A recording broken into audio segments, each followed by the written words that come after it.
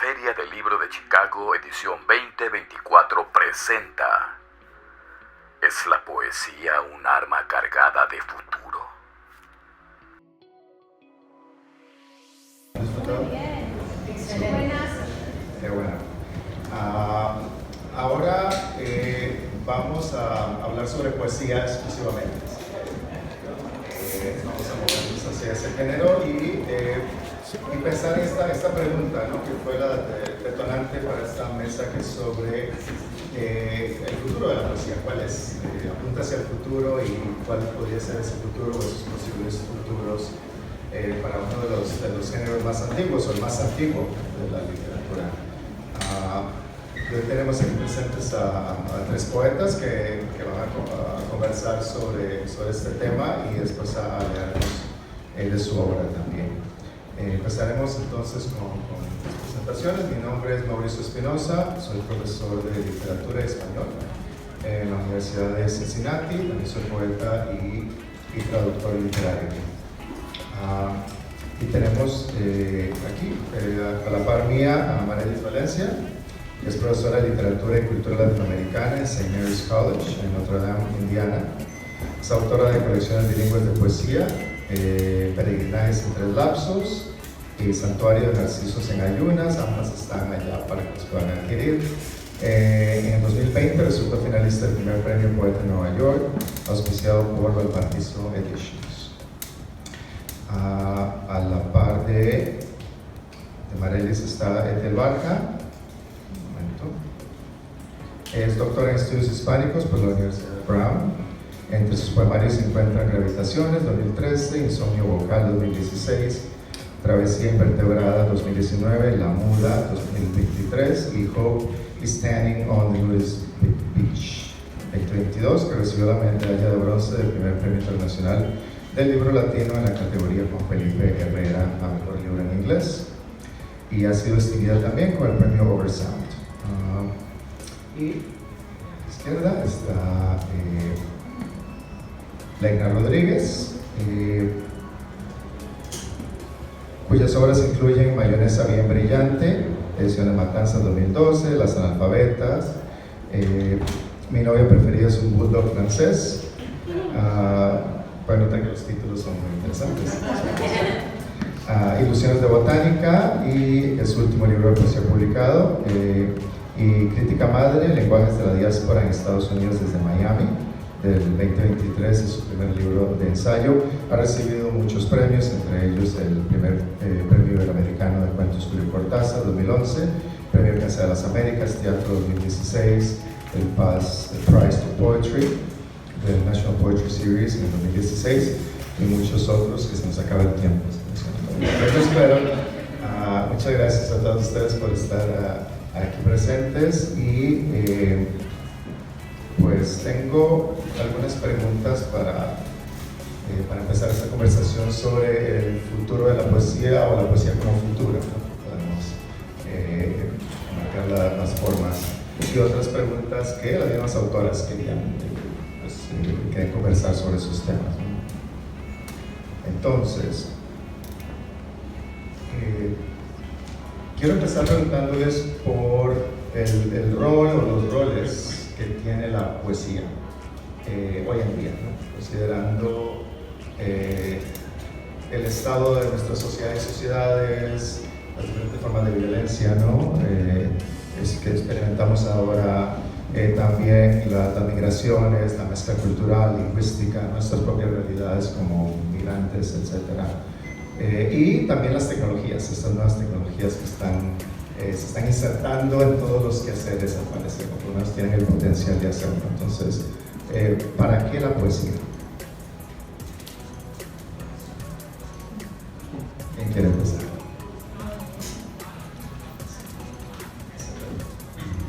Bueno, voy a empezar yo para romper el hielo y ser muy breve. Creo que la pregunta, muchas gracias por la invitación antes de seguir hablando. Muchas gracias a Maya y muchas gracias también a Olga, porque estoy aquí también gracias a la antología que se presenta mañana. Y muchas gracias sobre todo a Literation, que nos trajo como una antología preciosa. Y bueno, en ese mismo sentido, de la pregunta, ¿para qué es útil la poesía? Podría ser una de las inquietudes mías como poeta o como escritora, mejor. ¿Para qué sirve eso, no? Yo creo que la propia pregunta es una inquietud que yo tengo, por tanto no la puedo responder en sí misma. A mí me interesa mucho escribir, ahondar y tratar de ver cómo entiendo las relaciones entre las personas. Me interesa mucho la ética, me interesa mucho ahondar tanto en mi poesía como en mi narrativa, ahondar en la falta de escrúpulos. Y entonces todo eso me lleva a para qué sirve la literatura en sentido general, no solo la poesía. Y bueno, es una pregunta abierta en mi caso, ¿no? El tema es la pregunta para mí. Y bueno, sí, claro, eso es, la utilidad también puede ser una violencia, ¿no? La obligación de la utilidad. Eso también puede violentar a un escritor. Creo que necesito siempre pensar sobre eso, sobre esa utilidad. Y sí, eso. Estoy de acuerdo con Legna. Pienso que la palabra servir para hablar de la poesía es problemática. Creo que la poesía no sirve para nada en ese sentido tan utilitario. La poesía surge de un trabajo, entonces si tú no quieres, no va a existir. Yo creo que esto tiene que ver con la idea de futuridad. A mí me gusta pensar la poesía como una cosa que tiene una estructura utópica, pero utópica no en el sentido de un espacio que no existe, sino un espacio que deviene. O sea, la poesía no está ahí, aparece en el hacerse de la escritura, aparece también en la lectura. Es una cosa que genera sus propias condiciones de posibilidad.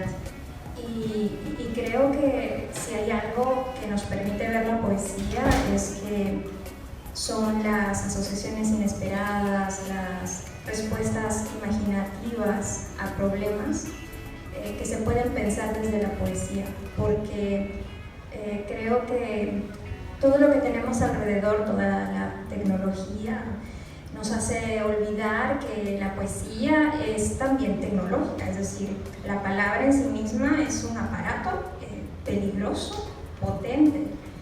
Lo que sucede es que lo damos por sentado, entonces no sabemos cómo usar esto que está tan cerca de nosotros, que nos acostumbramos simplemente a tener las palabras como una especie de, perdón por lo burrito, pero como un burro de carga, ¿no? Que nos va a llevar este mensaje y punto. Pero no, la palabra tiene esa capacidad también de conmover, y por otro lado a mí me gusta pensar cómo es que la palabra es como muy indisciplinada en la poesía y te permite como abrirte a la flexibilidad. Y me gusta pensar que la poesía puede ser algo así como una metáfora para el mestizaje cultural, como estar abierta a esas comparaciones, esos choques, las divergencias.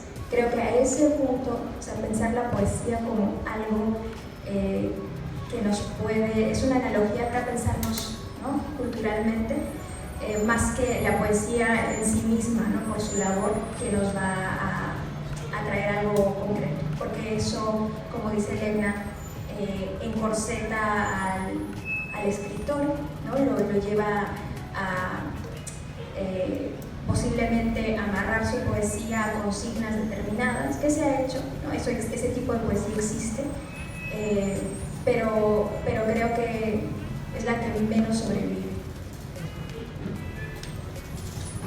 Bueno, yo la verdad que nunca me lo pregunto, ¿no?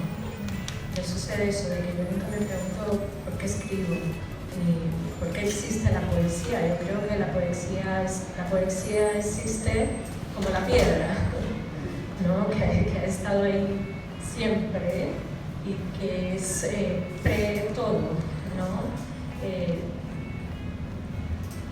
Como la imagen, de alguna forma, ¿no? Y no sé, en nuestra sociedad moderna, de alguna forma yo creo que en esta fragmentación en que vivimos, tan apurada, esa fragmentación tan apurada por fragmentarse otra vez, y continuar fragmentándose, de alguna forma cuando yo escribo, y cuando yo digo yo escribo, yo no estoy pensando en la poesía, es algo, es ese sentimiento, esa necesidad de escribir que saldrá y no sé cómo saldrá, no sé si será poesía o qué será, no lo categorizo, ¿no? Porque si lo categorizo entonces pierde como cierto sentido para mí. Pues entonces ahí encuentro mi hilación, ¿no? Mi continuidad. No sé, una cosa muy rara. Y mientras más la trato de explicar, más me enredo yo. Muchas gracias. Siguiendo con esta idea, ¿no? De uno de los temas, ¿no?, que cruza esta feria del libro y otros es sobre el escribir en Estados Unidos, desde Estados Unidos. Entonces, para ustedes como escritoras, ¿no?, ¿qué significa estar creando su obra ahí? ¿Y qué implica eso en términos de la lengua que usan? En algunos casos escriben en inglés o haciendo versiones bilingües o incorporando las diferentes lenguas, ¿no? Y cómo ha cambiado el estar aquí físicamente o el crear desde este país y su cultura y su mezcla de culturas, si lo ha hecho su obra que ha sido escrita aquí.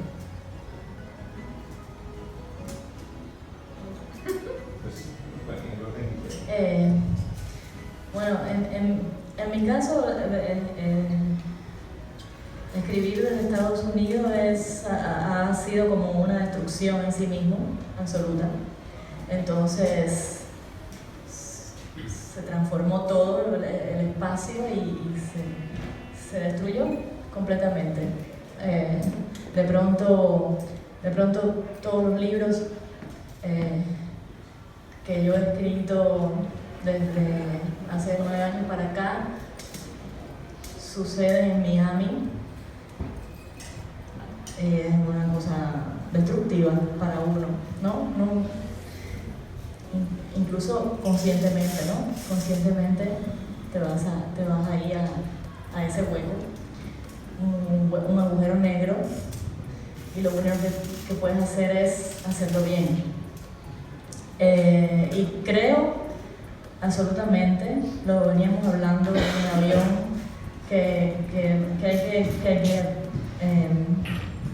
apoyarse en las traducciones si no logras escribir directamente en inglés, porque estamos aquí. Yo escribo en español y creo que no podré escribir de otra manera por ahora, pero las traducciones definitivamente son importantes para los escritores que no nacimos aquí, ¿no?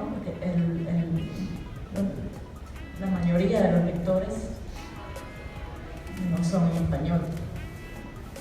Sí.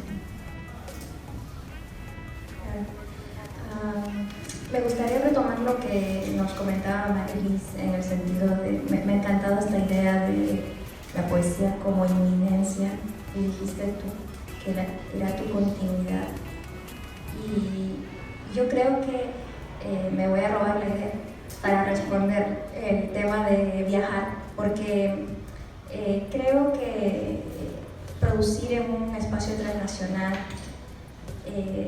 pasa uno por muchas etapas, ¿no? Puede ser la nostalgia, puede ser el exilio, pero después para mí fue comprender que yo podía habitar muchos espacios al mismo tiempo y que podía encontrar ese placer que yo encuentro en la poesía y en las asociaciones y la libertad absoluta que siento cuando escribo, usar esa forma de comprender el lenguaje para entender la experiencia de los viajes. ¿no? Y de la experiencia de emigrar, pero volver al Perú y luego tener las oportunidades de viajar a otros lugares gracias a la academia, que es más o menos el espacio que pienso que más ha aportado a enriquecer mis experiencias de vida.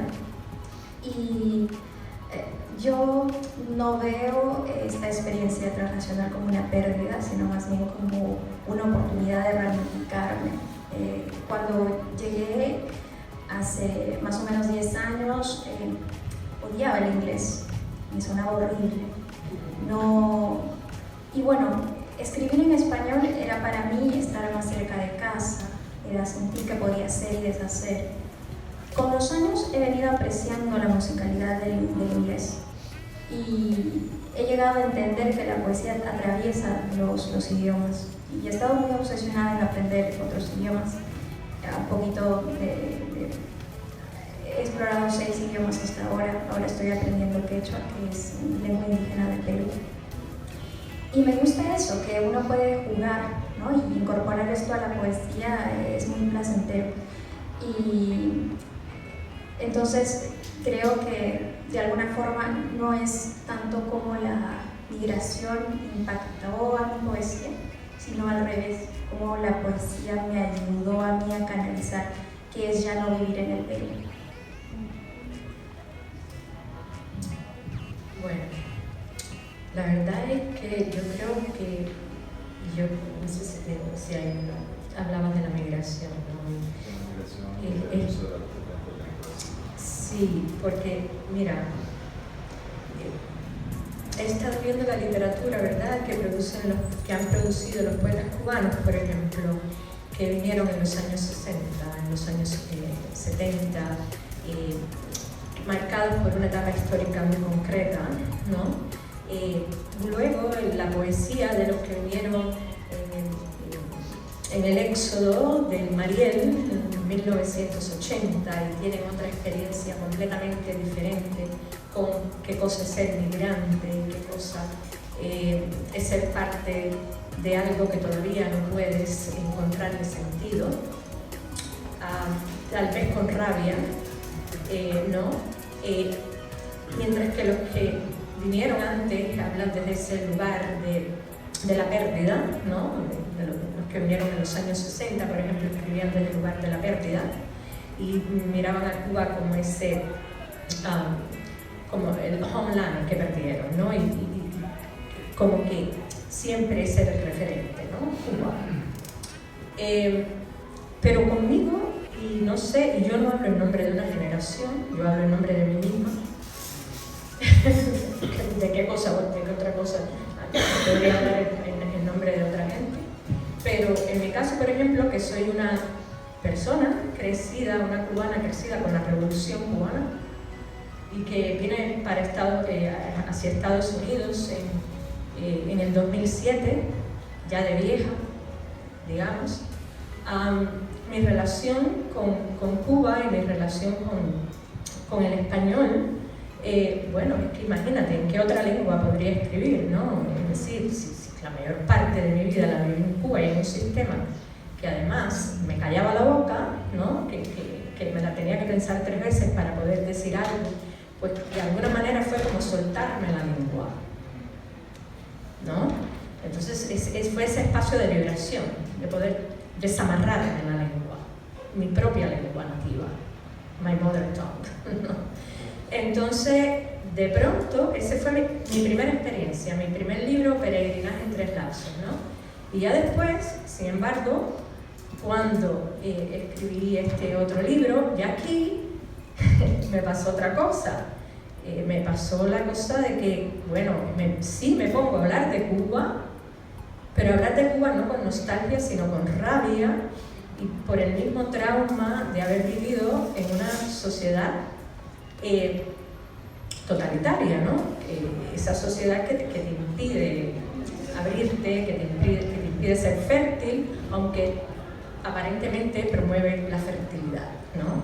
Entonces, la fertilidad del pensamiento, ¿no? En el sentido de que te da herramientas para que crezcas, herramientas para que pienses, pero después no te impide, ¿verdad?, expresar eso que tú misma has descubierto y esas mismas herramientas, pero no te las corta, ¿no? No puede expandirte. Entonces empecé a escribir un poco desde el trauma de lo que fue, sin mencionar a Cuba, y es que nunca la menciono, nunca menciono a Cuba. Entonces, por eso te digo que es mi manera de haber lidiado con este trauma, de haber nacido en este país, Cuba, que no lo puedo mencionar, es siempre una isla, es siempre un espacio opresivo, a pesar de que a lo mejor si no hubiera sido por la misma revolución cubana, no hubiera llegado nunca a ser periodista como fui en Cuba, por ejemplo, ¿no? Ni haber estudiado una carrera universitaria. Es decir, es bien complicado haber nacido en Cuba, porque hay tanto que agradecerle por un lado, ¿no? Mis padres eran guajiros, como decimos en Cuba, personas de campo. Yo nunca hubiera llegado a una universidad. Sin embargo, por otro lado, ha sido traumática la experiencia, por muchas razones, y este libro, la primera parte es sobre esa imposibilidad de hablar del trauma. Y la segunda parte, el trauma, de alguna forma, de andar por estos parajes tratando de buscarle sentido a mi existencia, ¿no?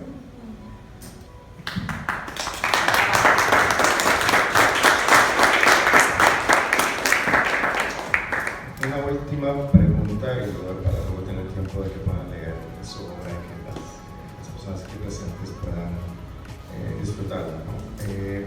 Y ahora han estado hablando mucho del proceso creativo, ¿no? Quiero preguntarles sobre la recepción de su obra, cuando leen, cuando comparten en ferias, en festivales, otros espacios académicos para las que enseñan también en departamentos de literatura, etc.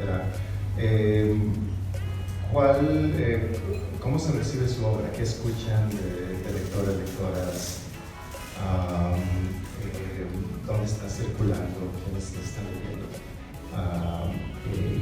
¿Qué tal vez es lo más peculiar o inesperado tal vez que han escuchado sobre su obra, ¿no? Cuando han tenido esta oportunidad de recibir algún tipo de feedback o de conversar con lectores?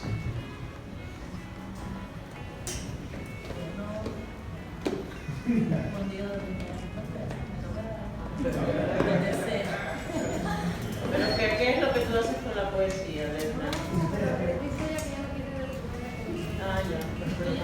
¿Puedo decir algo? Nosotros, yo vivo en Miami, donde Lesna, y cada vez que Lesna lee, tengo la suerte de escucharla mucho en Miami Mujer. Todo el mundo quisiera pensar cómo me gustaría estar en su cabeza de todo lo que vimos, para ver cómo crea. Leer la poesía de Lesna o los narrativas. La verdad que me han contado a veces en talleres se escribe a veces no quiero decir que no hagas un esfuerzo, por favor, que no se entienda, pero cómo surgen las cosas de una manera maravillosa. Usted llega a la cabeza o a la mano. Me parece interesante. Lo que vos escribís, ¿llega a tu cabeza o a la mano? Bueno, es un proceso de pensamiento Que se refleja.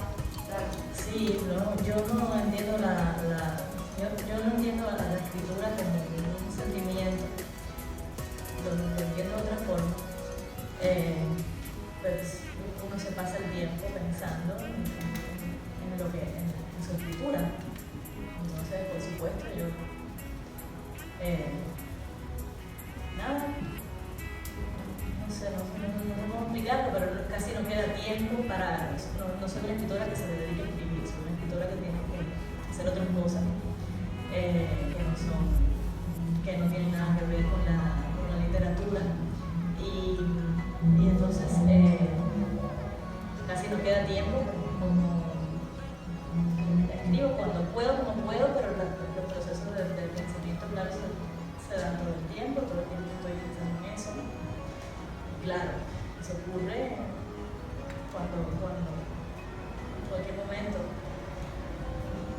Es un proceso lógico y también, bueno, no hay nada de excepcional en eso, pero pienso mucho en la escritura, claro.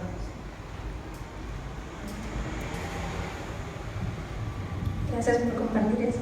Creo que resuena mucho de lo que dices con mi experiencia porque, claro, sabe Dios lo que está pasando, pero sucede, a pesar de todo. Con mis lectores creo que de la experiencia que tengo más significativa es que cuando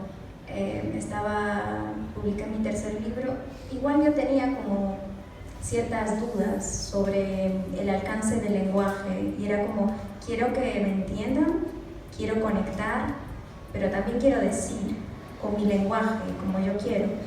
Entonces, siempre iba un poco con dudas porque yo quería, pues, poner mis propias reglas y creo que cuando algunos lectores se acercaron a ese tercer libro, Insomnio Vocal, y me dijeron es que esta imagen, ¿sí?, o esta otra, realmente resonó. Entonces, de pronto, bueno, no tenía nada que ver quizá con lo que yo había pensado para ese poema, pero a mí se me quitó esta idea de tratar de conectar o de tener una intención de transparencia, simplemente hacer lo que pasaba en ese momento, de abrazarlo como viniera. Y creo que fue liberador, porque claro, a veces uno como escritor quiere ser estratégico, quiere hacer efectos y quiere lograr ciertas cosas, pero creo que es bonito también cuando uno se da cuenta que la poesía a veces te toma a ti como instrumento. Eso puede ser un poco trillado, pero sucede, es real. Bueno, conmigo la verdad yo no tengo la menor idea de quiénes son mis lectores. ¿Qué les puedo decir? Porque mis dos libros han salido en edición bilingüe, entonces la verdad yo me imagino que lo leen mis amigos. No tengo la menor idea, la verdad. Mis amigos, algunos académicos, no sé, no sé, pero estas curiosidades de ironías, ¿no? Escribo en español y entonces a mí me parece, porque como, bueno, trabajo en un college y la mayoría de la gente que trabaja conmigo, pues los colegas son americanos, pues me leen en inglés, entonces me leen en traducción, no leen el original. Y a ellos les gusta lo que ha traducido Peter Nadler, a quien yo le debo muchísimo. Si no fuera por él, no estaría llegando esta gente y yo creo que casi nadie me leería. Gracias por compartir eso sobre la traducción, porque mañana también estaremos participando en una mesa que habla específicamente sobre traducción, ¿no? Y cómo esto pues,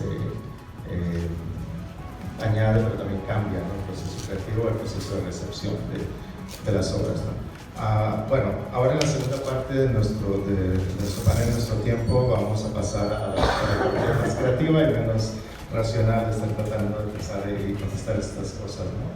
Así que pues iremos con 5 minutos cada una y después al final nos quedan unos 5 minutos para una pregunta o comentario. Entonces, ¿qué tal si... Sí, ahora que estás siendo voluntario para empezar. Sí, porque bueno, esta es la parte más fácil. Bueno, este libro es una gran alegría porque es hermoso. En primer lugar, vuelvo a agradecer a Garcilaso y a su editorial, a Literation Publishing. Lo acaba de salir traducido por Robin Meyer y es una antología que reúne 8 de mis libros publicados ya. Y al final una pequeña sección de 8 poemas que en ese momento eran inéditos, ya no lo son, y que pertenecen a libros inéditos. Entonces yo seleccioné algunos poemas que son bien diferentes para que noten la diferencia entre un libro y otro, que me interesa mucho. Me interesa mucho como la construcción de ese nuevo libro, ¿no?, que se distingue del anterior o del siguiente, no importa. El hilo. Yo jamás había visto un hilo en una vagina, colgando de la vagina como un moco de catarro, como un pañuelo de fiebre. Yo jamás había alado un hilo de una vagina. Se le iba a salir el alma, se le iba a ir con el hilo la memoria del horror. Yo lo alé aquella noche, lo alé con la boca, y fue la primera vez que me arrepentí de algo.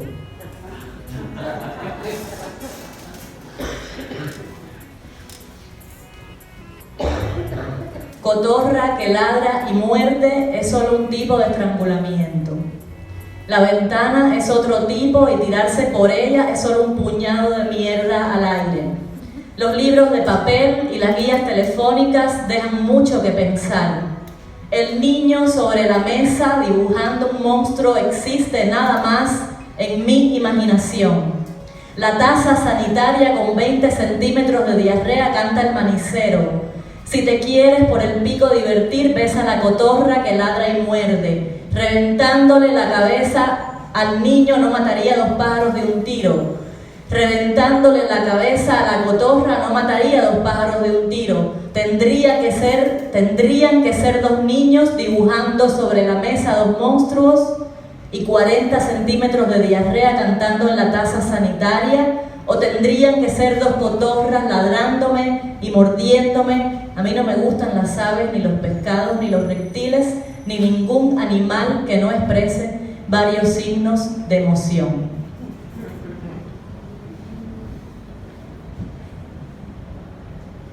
Basura blanca. Más extraña que bus en la avenida, voy a pie por la acera de Leyún, holgazana de todo y de ningún trabajo. Tengo libros y una herida. Más derecha que metro en la salida, serpenteo los autos como atún en profundos océanos. Algún hombre sucio saluda, bienvenida. Más ardilla que tren en el andén, subo por escalera horizontal y me caigo de nalgas, fuck you tren. Romerillo podrido en lodazal, hormiguita dormida en su llantén, cualquier cosa me sirve y me da igual.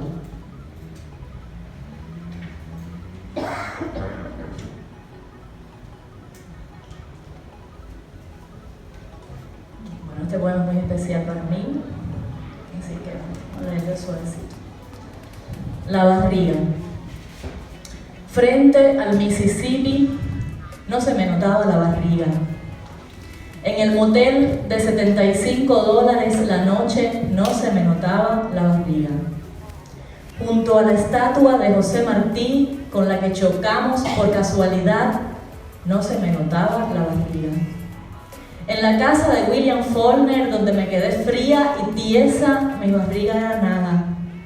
Con 7 grados centígrados parece que la barriga se esconde. La única sopa que pude tomarme fue de cangrejo y la barriga no se dio por enterada. Mojando un tibio viñet en una taza de café Dumont, la barriga se salió un poquito, pero nadie la vio. Ya en el parque, sobre la hierba, goloseando unas toronjas como pelotas de fútbol, escuché un murmullo de lo alto. Era Mahalia Jackson contándole algún chisme al trompetista. ¿Viste eso, Luis? La muchacha que acaba de pasar, en vez de uno, tiene 2 corazones.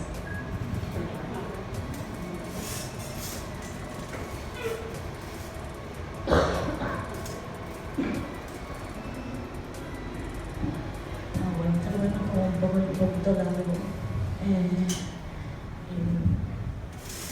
Voy a leer un poema de aquí que me pertenece al libro, que es muy ameno para terminar la lectura. El que leí en Miami hace poco, fue muy alegre.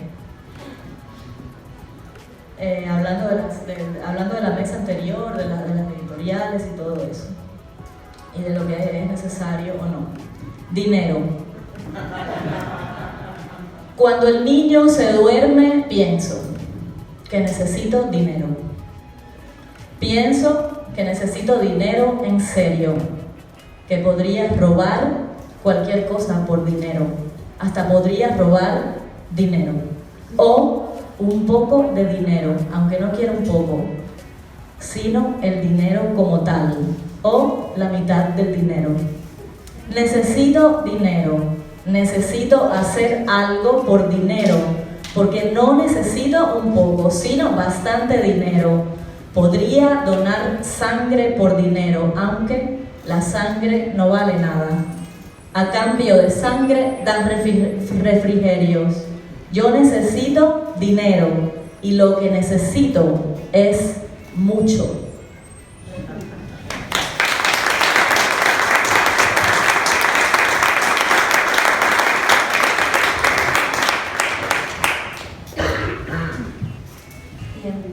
De la Muda, publicado el año pasado en Ciudad de México. Ellos prometieron enmendar por la fuerza el espinazo deformado por la presencia intrusa. Colocaron las trampas mientras alguien dividía la cebolla en hemisferios impecables.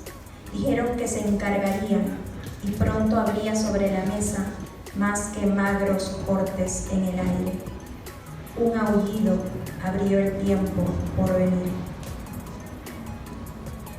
¿Hacia dónde señala la historia vertical del árbol donde te ataron? ¿Hacia dónde apunta la metódica rigidez de lo inerte? ¿Quién me dirá lo que indica el oasis de tu cuerpo?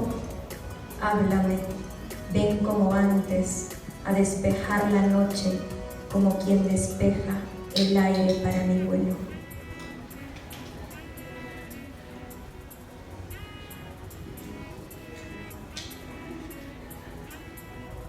Le temo al exceso que me impone esta sed, pero insisto y lo palpo como si lo perforara, casi ante la distinción de la presión atmosférica, aquí y su más allá, ese segmento infinitesimal que me rebasa, implosiona, robusto e inclemente, pero no puedo dividir las aguas, no cambia la piel, todo retorna, maxilares astillados, canales, canales, canales interoceánicos, mi fibra persevera, aquí yo, bajo tierra, otra vez.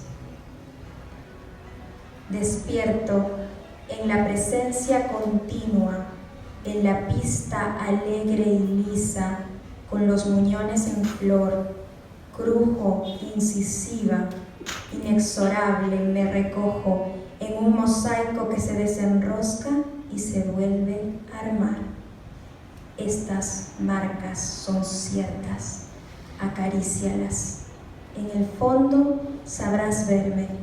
Soy este pico de energía, inocente por rebelde, rebelde por inocente, como en la unción, algo queda rezagado, pero insiste, se apelmaza y en una visión baldía resuma.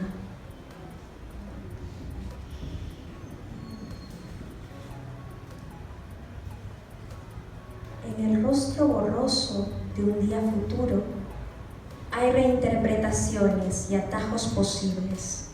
Se calibra la inexactitud de la luz y los surcos vienen hondos para la hora de la muda que se estremece en lo nuevo. El trazo recién nacido es rumor, concurrencia y extensión, no la continuidad de eslabones, solo el calor de las piezas en el único momento en que la palabra es una ocasión para temblar.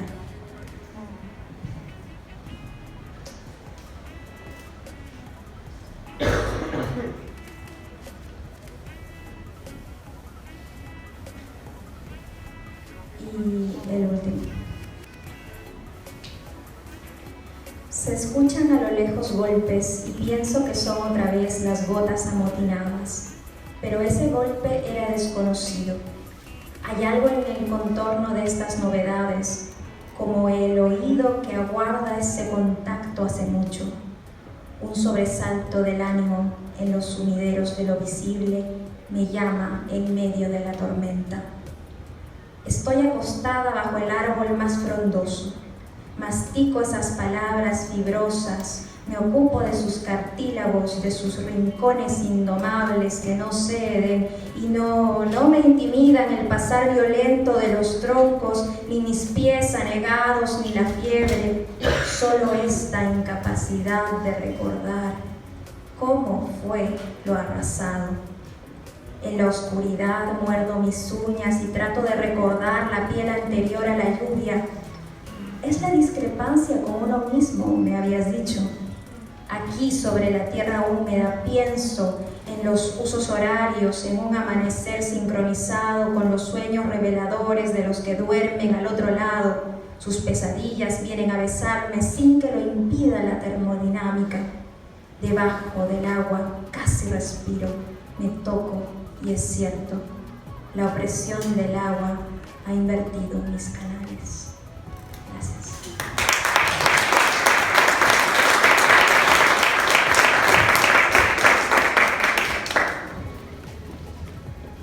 El no lugar. Los gritos de los niños son como coito quebrante de costas alejadas. Quisieras ir al mar, pero en esta isla el mar se conforma con los gritos de amigos que son como ínsulas cuando ríen. Amigos que ríen inadvertidos de una guerra en la que morirán sus padres. En tu mirada descansa un pensamiento vigilante. Se posa sobre un banco del parque para mirar a través de las ventanas, madre, en su ir y venir entre la cocina y el patio, madre de acciones simultáneas. Cuece los frijoles, exprime y vierte la ropa en una batea de agua. La olla dispara un humo caldoso. Imaginas una bomba de tiempo, la soledad y la metralla en otro continente, tus amigos huérfanos.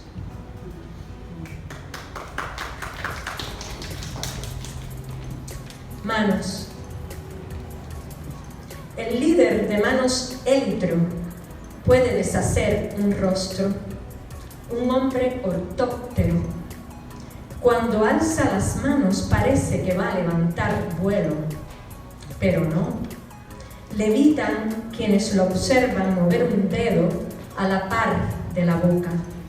Una boca aparentemente normal que ordena 1, 2, 3 en sus puestos. 1, 2, 3, apunten. 1, 2, 3, fuego. Bajen sus armas. Simulacro continuo.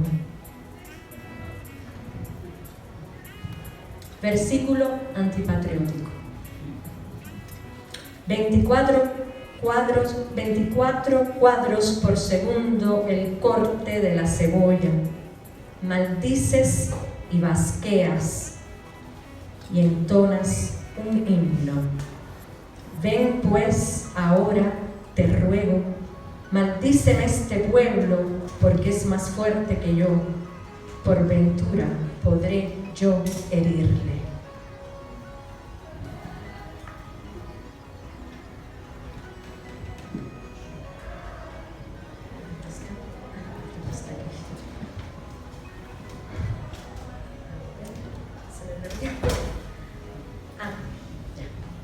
Y entonces el vientre, pensando en un poema de una poeta de Estados Unidos que se llama Rebecca Lehman. ¿Qué espectro?, pregunta la mujer poeta.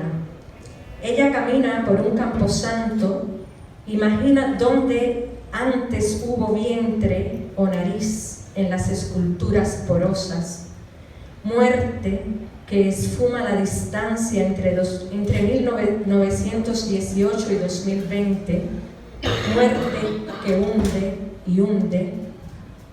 Ella camina por el traspatio cementerio, la muerte detrás de la casa. Interrogo, ¿qué espectros en la calle vacía poblarán mi madrugada? Una anciana se acercó una vez allá en la isla. el peso puede dejarte estéril. Dijo, ¿cuánto más? Poco, respondí, con 10 libras de naranjas sobre el vientre, naranjas para un desayuno con peso proporcional al hambre, como el olor del azahar sin flor ni árbol en la calle sin camposanto. La anciana repitió, el peso, estéril. Balbucié un sí. Negué a mis muertos o a los que no nacieron. ¡Qué niebla! ¡Qué miasma aterrador! Poeta de habla inglesa.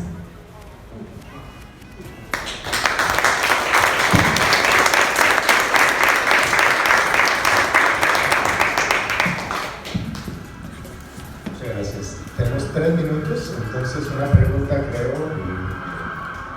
Si alguien tiene alguna pregunta, y por eso concluimos.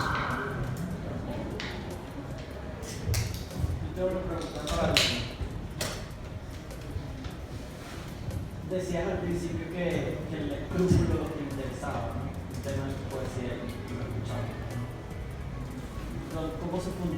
¿De dónde sacas ese lenguaje antiescritural? ¿De dónde viene? ¿De la oralidad? ¿De tu...?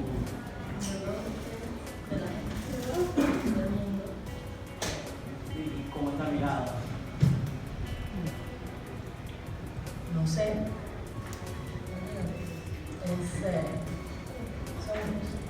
Son temas que me interesan mucho, las cosas del ser humano, la maldad o su bondad, todo eso está ahí, ¿no? Los odios casi están más, casi a veces son más visibles que las bondades, que las benevolencias, ¿no? Y eso mismo, las violencias, pero bueno,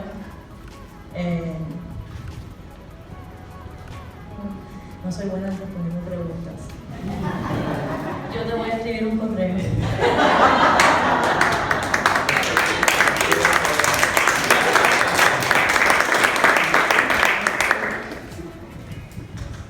Que el libro está junto con los demás libros de la editorial afuera y que es muy lindo. Un minuto por si alguien tiene una pregunta breve o un comentario final para las poetas. Acá, a ver, y el futuro de la poesía. Hay 13 poetas básicamente jóvenes. ¿Cómo lo ven?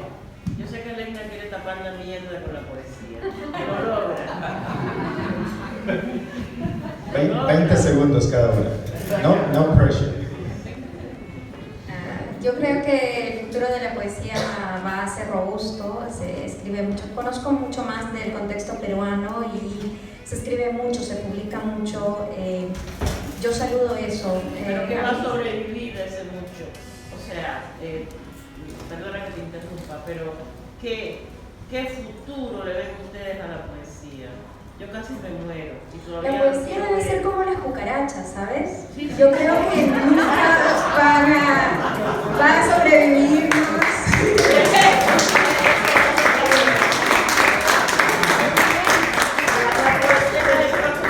La poesía equivale a las cucarachas. Los poetas son cucaracheros. ¿Qué más? Bueno, un experimento que hice con mis estudiantes en la inteligencia artificial, específicamente con ChatGPT.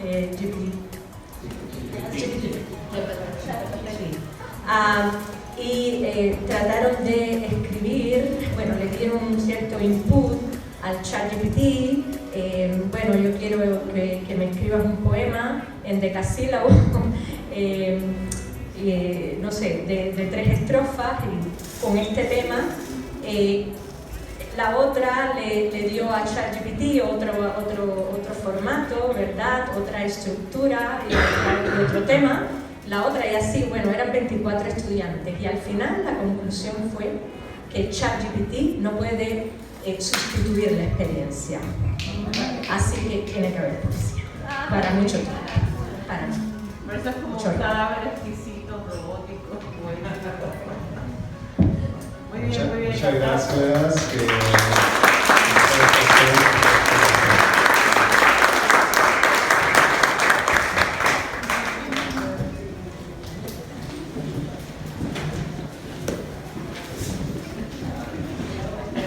Cucarachero. Sí, estamos. Lo del cucarachero está muy bueno. Va a sobrevivir.